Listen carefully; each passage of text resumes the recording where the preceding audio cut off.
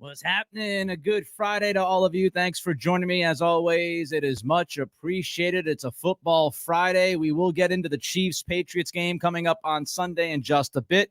But let's start with an ESPN article that ranks the appeal of the most likely head coach openings this offseason in the NFL. Bill Barnwell ranked the most likely head coach openings at ESPN.com over the last 24 hours or so.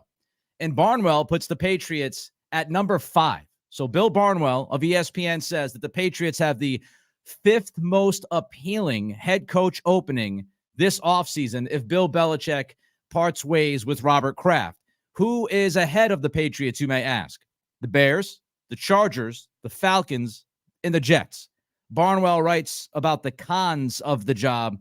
Old roster devoid of offensive talent, fan base agitating for success, and shadow of the greatest coach ever. Bill Barnwell does great work. I respect Bill Barnwell's opinion, but this ranking stinks. It stinks out loud. I do not believe the Patriots have the 5th most desirable head coach opening if Belichick leaves. I would put the Patriots no lower than 3rd. Honestly. And there's a lot of reasons for that. Let's start with the brand. The brand matters. Look at the Cowboys. Look at the Steelers. The Patriots are within that conversation after having not one but 2 dynasties. They are one of the most well-known professional sports teams in all of sports across the freaking world. I know right now things look dire. I know right now that the Patriots brand has taken a hit. They're losing football games, et cetera, et cetera. But you still look at the Patriots as one of the most popular brands in all of the NFL. And the brand matters. Its popularity, it's getting primetime games. It's packing Gillette Stadium when you are competitive every single home game.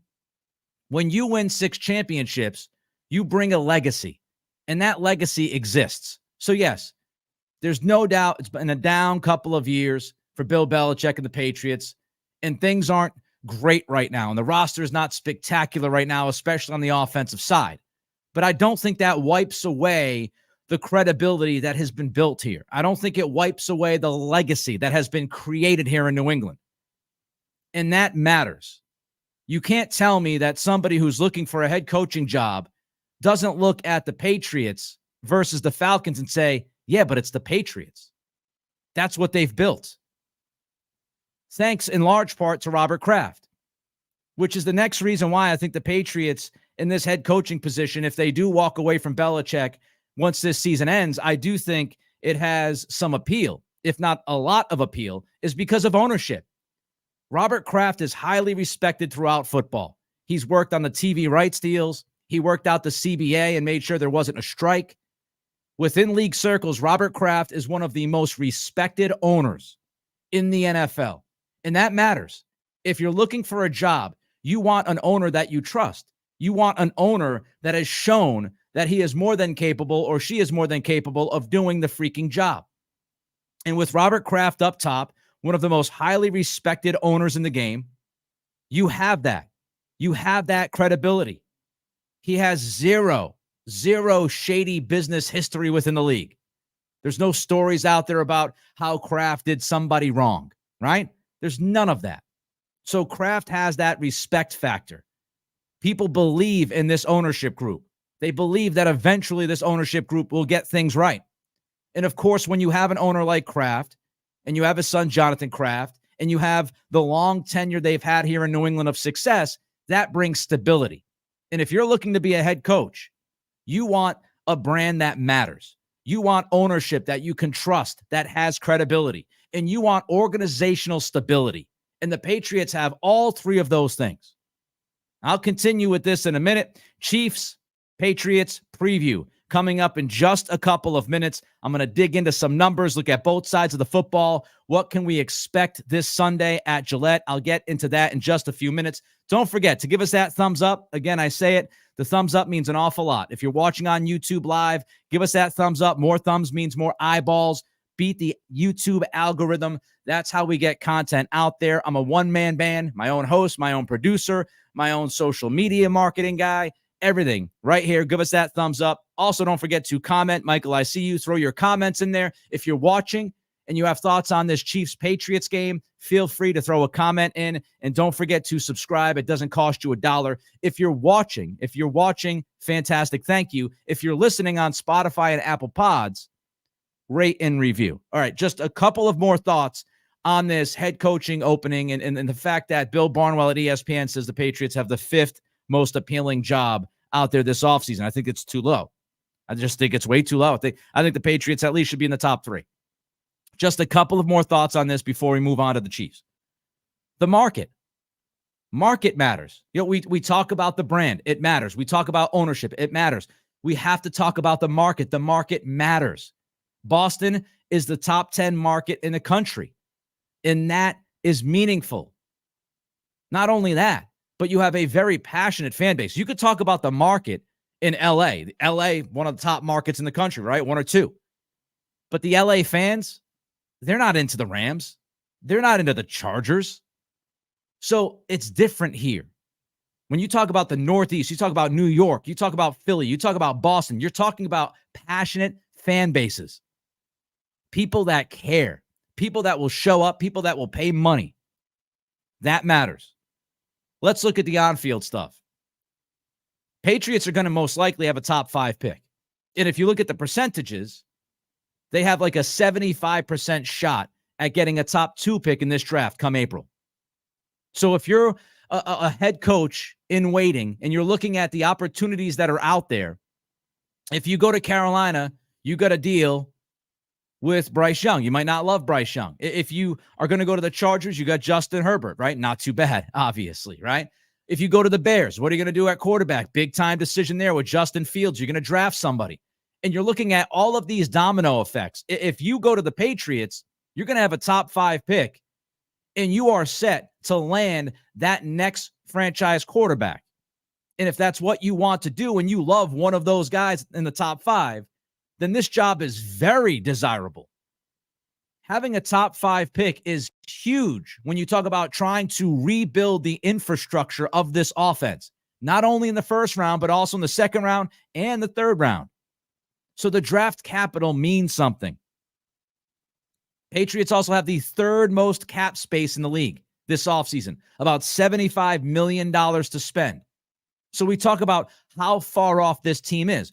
Well, if I'm looking at it, you have Matthew Judon and Christian Gonzalez coming back next year healthy, fingers crossed, which means you'll have a top 10 defense, at least, if not top 5 defense in the league.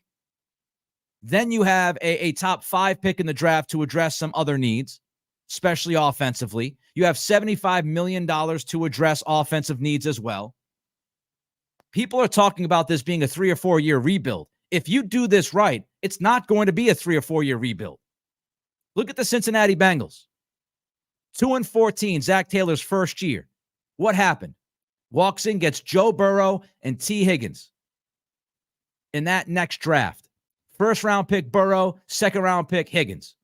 Then you come back the next year and you knock it out of the park with Jamar Chase.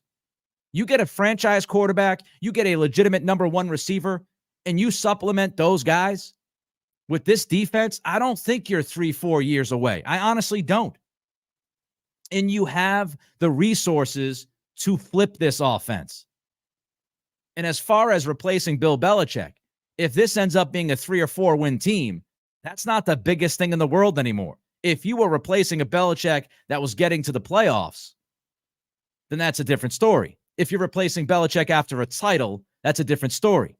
But we're talking about replacing a Bill Belichick that for many fans, I believe, has grown stale here in New England.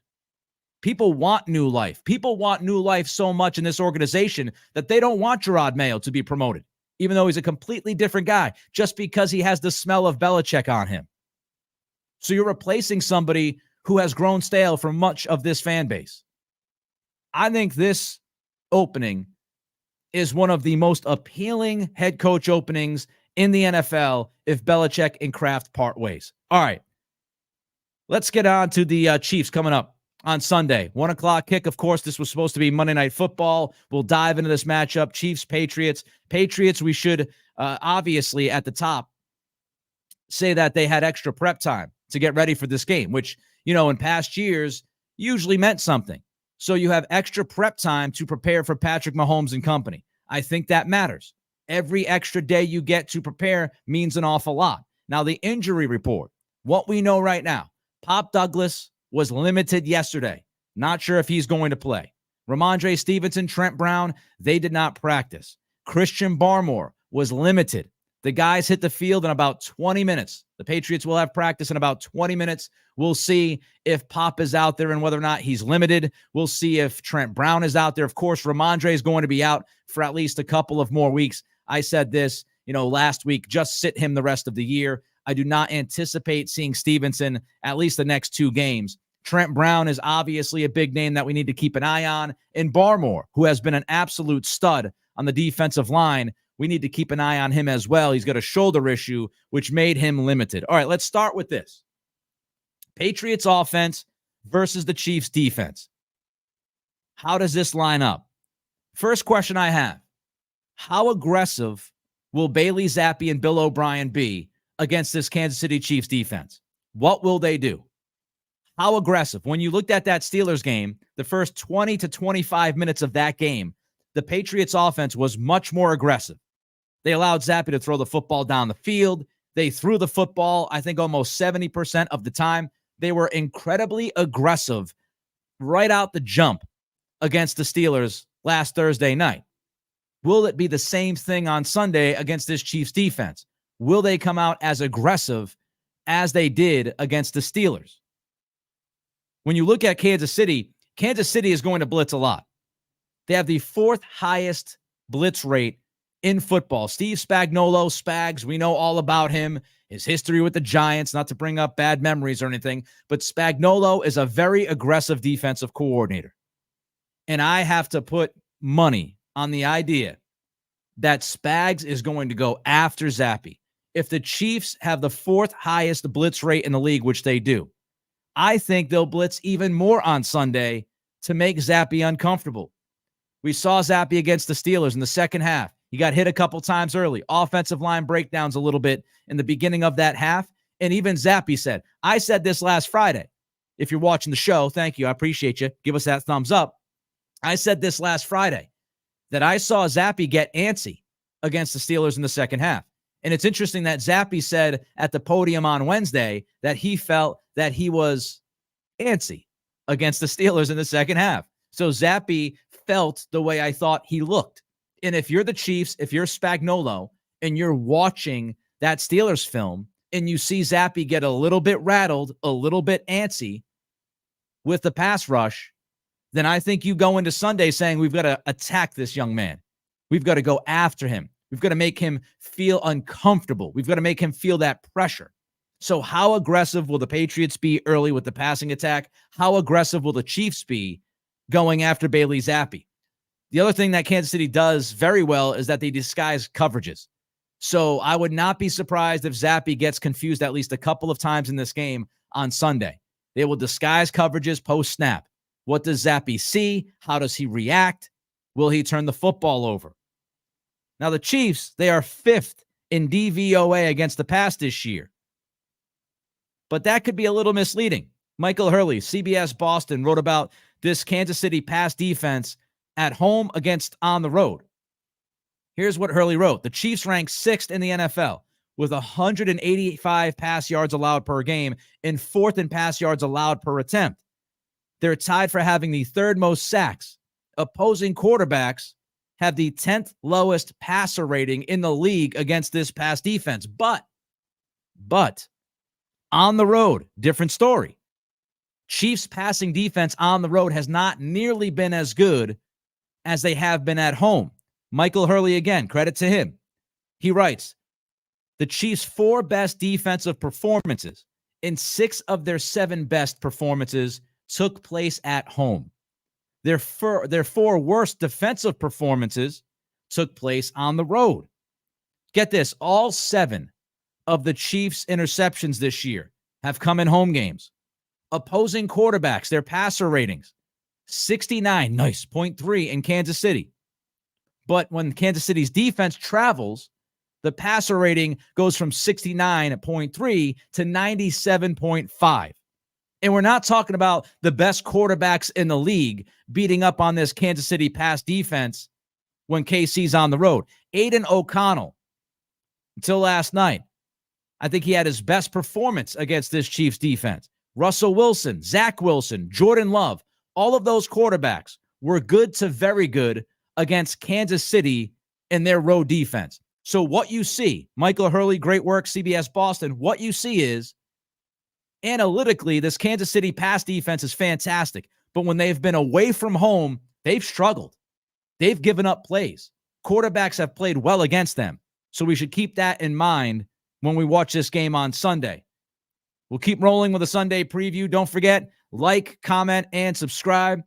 My guy Fion jumps in and says that he has joined. I appreciate you. Amstel says, hit that like button for Nick. Yes, please do. I always appreciate it. And all the likes mean an awful lot with the way this digital world works. All right, back to the Patriots offense versus Chiefs defense. Can the Patriots run on Sunday? This is going to be a huge part of this matchup. Kansas City's run defense is 30th in football when you look at the DVOA run defense. Kansas City analytically has one of the worst run defenses in the NFL. If I'm the Patriots, I'm running early, I'm running often. Now, here's the thing. Steve Spagnuolo understands that the Chiefs are not good against the run. So what I would anticipate Spags doing, again, is being very aggressive up front with his defense and also at times stacking the box. We saw that with the Steelers.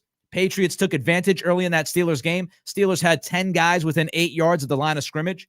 If the Chiefs play that aggressive early, I do think Bill O'Brien will take a couple shots downfield and he will be aggressive. But Spags has to know, obviously, it's his defense. He understands that they're not good against the run. So how aggressive will this Chiefs defense be trying to limit the run? And if they are super aggressive, can Zappe and the offense do enough in the passing game to make Kansas City correct their game plan and then be concerned about the passing game as well? You need to be multiple. You can't just run the ball 60 times because I think the Chiefs will be ready for that. But you do have to try to establish the run game early because this Chiefs defense isn't good. And you also play keep away from Patrick Mahomes in the offense. Taylor Kyles from CLNS this week had all of these Zeke Elliott analytics. And when you look inside the numbers, it's interesting. Since week 13, last few weeks, among running backs, right? Zeke has the 5th most rushing attempts. Yards per rush, 7th fewest. Now you'd say, Nick, that's not good. I understand. Zeke has the 7th fewest yards per rush. However, when you look at how he's getting those yards, it tells us the story behind Ezekiel Elliott. Missed tackles 4th. Zeke is 7th most. Yards after contact, Zeke is 5th most. Yards before contact, 4th fewest. And then yards after contact percentage is 4th most. So when you look at those numbers, it tells you that the offensive line has not been particularly great blocking for the run consistently enough. But Ezekiel Elliott is getting as much yardage as he can on the ground because he's running hard. He's running hard for the Patriots. Now, as part of the aggressive Kansas City defense, Bill O'Brien, I think you take advantage of that. Misdirection, a lot of pre-snap motion. Try to move their defense. Try to find those cracks. And I would anticipate some of that misdirection, some of that motion. Of course, Pop Douglas would play a vital role in that. If Pop's not playing on Sunday, you can't do as many, tricks of the trade. Tyquan Thornton is somebody that you've seen run those jet sweep motions and all of that, the misdirection, the pre-snap motion. Against that aggressive Kansas City defense, I think we'll see more of the misdirection and motion this weekend. And how about this, Bill O'Brien? Can we get one trick play? Can we get one freaking trick play this season? I mean, you go back to 2021 with Mac Jones, his rookie season, Josh McDaniels would sprinkle in at least one, if not two trick plays, it seems like every single week. O'Brien has not done that, and I think he's concerned about making a mistake because of a trick play. But every once in a while, you got to throw a wrinkle out there. I would love to see a trick play on Sunday. Try to take advantage of that Kansas City aggressiveness. One last note before we get to the Patriots defense against Patrick Mahomes. the interior offensive line against Chris Jones is going to be a big part of the offensive aspect here. Cole Strange, the much maligned Cole Strange, didn't like him as a first-round pick. I think many of us did not like that first-round pick. However, Cole Strange has steadily been better week after week after week. Taylor Kyles, again, CLNS. On Cole Strange, his pass protection since week 7. You look at weeks 7 through 10. Cole Strange gave up 12 pressures. Weeks 12 to 14, he's given up only 3. Quarterback hits allowed. Strange gave up 2 quarterback hits between weeks 7 and 10. He has not given up a quarterback hit between weeks 12 and 14. How about hurries? Hurries allowed.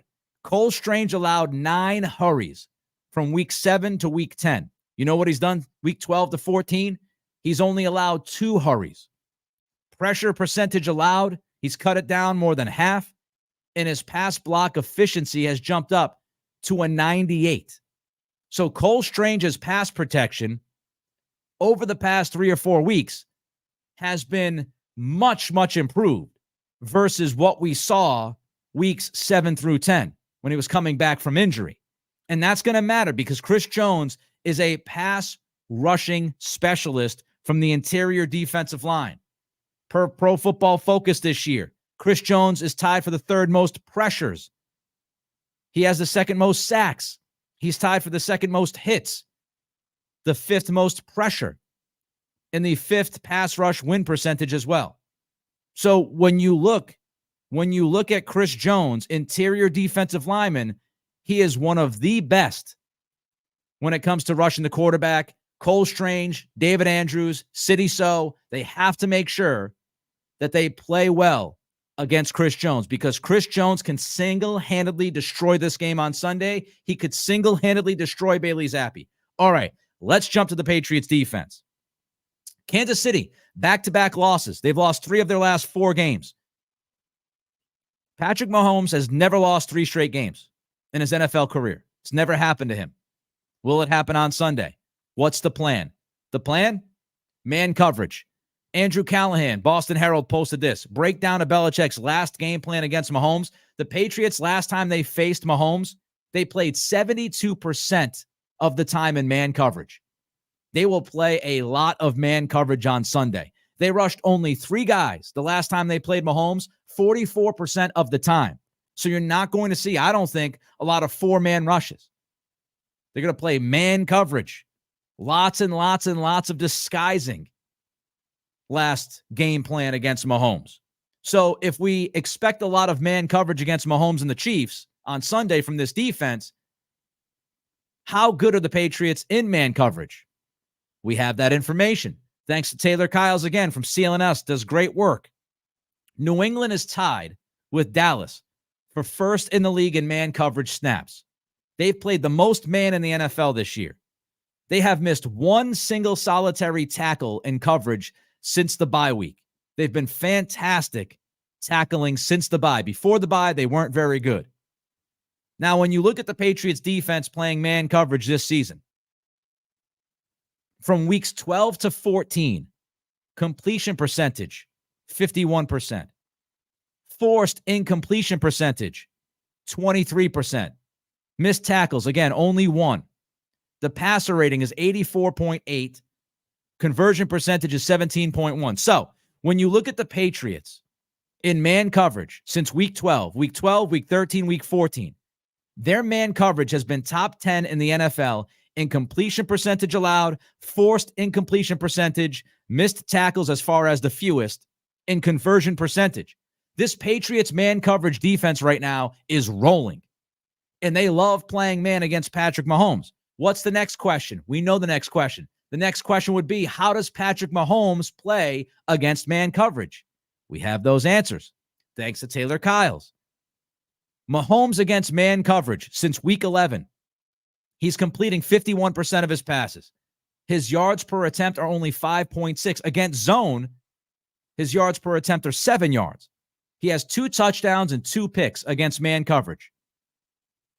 His passer rating against man coverage since week 11. Patrick Mahomes' passer rating is 63.9. Against zone, it's 96.7. So what have we learned here? The Patriots love playing man coverage against Mahomes. The Patriots have been very good in man coverage for the last 3 or 4 weeks. And Patrick Mahomes this year has not been nearly as good since week 11 against man coverage as he has against zone. Are you picking up what we're putting down? I think we see a lot of man on Sunday. Here's more Taylor Kyles on Mahomes versus the Patriots. Few defenses, if any, have challenged Mahomes as consistently as the Patriots. New England is 2-2 against Mahomes, holding him without a touchdown in at least one half of each game. The only game decided by more than one possession was their last meeting in 2020 when Brian Hoyer and Jared Stidham combined for 4 turnovers. You remember that nightmare? I do. And a defensive touchdown. I think we'll see a lot of man coverage. I think we'll see a lot of too high safeties. The Patriots defense has to force the Chiefs wide receivers to beat them. That's what they've got to do. They've got to put this game on the Chiefs wide receivers. Rashee Rice, Sky Moore, Valdez Scantling. The wide receivers of Kansas City, they've had their problems. They've had a ton of drops. They're running the wrong routes. So force the Chiefs receivers to beat you consistently on Sunday. Challenge them with man coverage. Drop 2 high safeties from time to time as well. And challenge Mahomes and his wide receivers to be not only on the same page, but also execute at a much higher level than they have over the last month especially. You also have to limit Travis Kelce. Be physical with Kelce at the line of scrimmage. Knock him off of his route. Beat him up. Kyles. I'm grabbing a bunch of stuff from Taylor Kyles this week because he does a great job at CLNS. He wrote this week that Travis Kelce has one 70-yard game against the Patriots and a single touchdown in 4 meetings. So the Patriots, their history, they have done a much better job against Mahomes than most of the league, if not all of the league. And they have done a much better job against Kelce than most of the league has done. And I remind you what I said earlier, the Patriots have had more time to prepare for this matchup because they played on Thursday night last week. Isaiah Pacheco, he's unlikely to play. That would be a big help for the Patriots defense. Pacheco has been explosive the last few weeks. The Patriots run defense will be pivotal, man. They got to limit that playbook. Take away the run game. And the Patriots run defense has been terrific. Pro Football Focus. Yards per rush allowed. Patriots defense has been their best since 2014. Plus EPA percentage allowed, best since 2017, which was Denver. EPA play allowed, best since 2019, which was Tampa.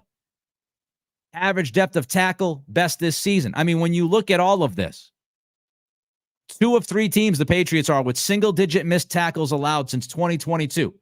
When you look at this Patriots run defense and Amstel jumps in and says Anthony Jennings, no doubt about it, Jennings has played a huge role, especially last week. He had 3 or 4 tackles for loss, run stuffs. He's been tremendous on the edge. This Patriots run defense has been one of the best run defenses they've had in quite some time. And they have been analytically the best run defense in football. So if Clyde Edwards-Helaire is going to be the guy on Sunday, it might be a long day for that Chiefs running game. So man coverage against Mahomes, be physical against Kelce, force the wide receivers to beat you, slow down that run game. If you can do those things, the Chiefs offense is going to have a tough time. Let's get to the prediction. Kansas City minus 8.5 is the line. The over-under is 37. I think the Patriots will be able to limit this Chiefs offense to about 20 points. I think they'll be able to play the man coverage. I think they'll be able to bottle up the run. I think they will do a good enough job against Kelce, especially now that Kelce looks a little bit slower as he gets older and he got banged up early in the season. I think the Patriots defense will do enough to limit Kansas City to about 20 points. I don't trust Zappe against this defense. I don't think Zappe will do enough. And Patrick Mahomes is way too talented. I think the Chiefs win this game. However, I'm taking the points.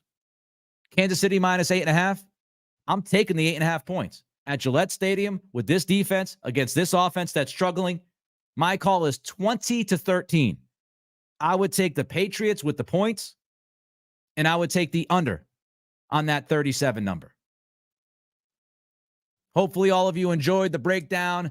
If you missed any of it, don't worry about it. You can go to YouTube and check it out as soon as we're done. Also, Spotify, Apple Podcast is out there every single day.